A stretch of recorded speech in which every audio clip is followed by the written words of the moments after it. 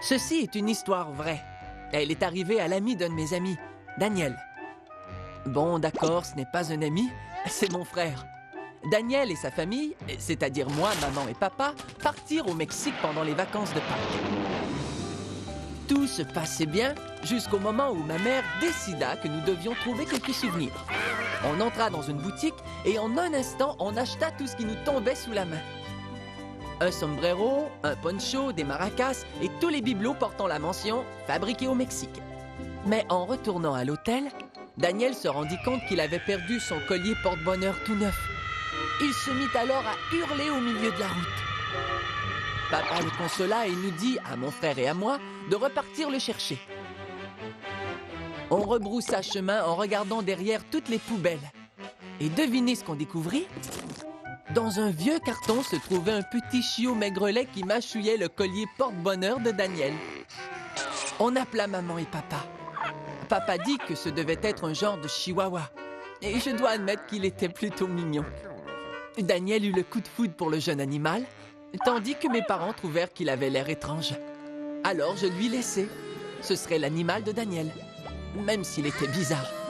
Je veux dire l'animal, pas Daniel, qui est bizarre aussi à sa façon. Enfin bref, malgré les recherches de notre père, le propriétaire resta introuvable. Alors, il décida que Daniel pouvait garder le chien. Ils le nourrirent, le lavèrent et le baptisèrent Georges. Georges et Daniel furent comme les doigts de la main pendant le reste des vacances. Et quand l'heure du retour arriva, Daniel était persuadé que Georges était du voyage. Mais papa dit non, ce qui provoqua une crise de colère cataclysmique.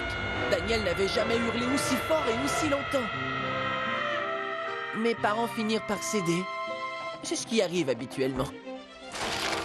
Une fois tous rentrés, tous incluant Georges, le nouveau membre de la famille, Daniel n'en crut pas ses yeux. Georges était l'animal domestique le plus adorable du monde. Daniel partageait son lit, sa nourriture et son bain avec lui. Il était beaucoup plus drôle qu'un canard en plastique. Georges rapportait les balles, contrairement au canard en plastique. Et ne parlons pas de faire le beau ou de rouler sur le côté. Aucun canard n'en était capable. Mais Georges, lui, apprenait vite. D'habitude, Georges couchait dans le lit de Daniel. Mais parfois, il venait dans le mien. Et parfois même dans celui de mes parents. Georges était un membre de la famille à part entière. Un jour, Daniel dit qu'il amenait Georges à l'école pour le montrer. Ma mère trouva que ce n'était pas une bonne idée. « Cette pauvre bête va être morte de peur !» dit-elle. Daniel commença à hurler. Alors elle dit « D'accord !» pour éviter de provoquer une autre crise cataclysmique. Et parce que de toute façon, elle allait céder. Daniel mit le chien dans son sac à dos et courut prendre le bus. 2 heures plus tard, le téléphone sonna. C'était le directeur de l'école. Il voulait voir papa et maman immédiatement. Ils sautèrent dans la voiture et foncèrent à l'école.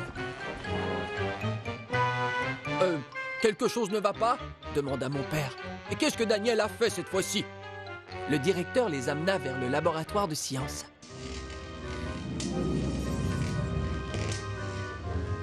« J'ai bien peur qu'il y ait un léger problème » dit Monsieur Lamproie, le prof de sciences. « Dites-moi, où avez-vous trouvé votre chien ?» Maman et papa se regardèrent. Ils se demandèrent ce qui se passait. Monsieur Lamproie, le prof de sciences, leur dit « Votre chien ne vient pas d'ici.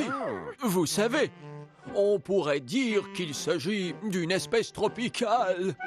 Et le plus étrange, c'est que Georges n'est pas un chien du tout. » Monsieur Lamproie respira profondément et il leur révéla, en prenant bien garde de ne pas les choquer, que Georges était en fait une race géante de rats d'égout.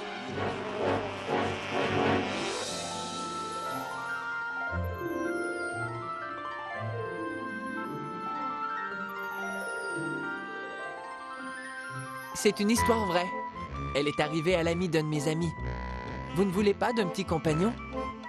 On vous fera un prix d'ami.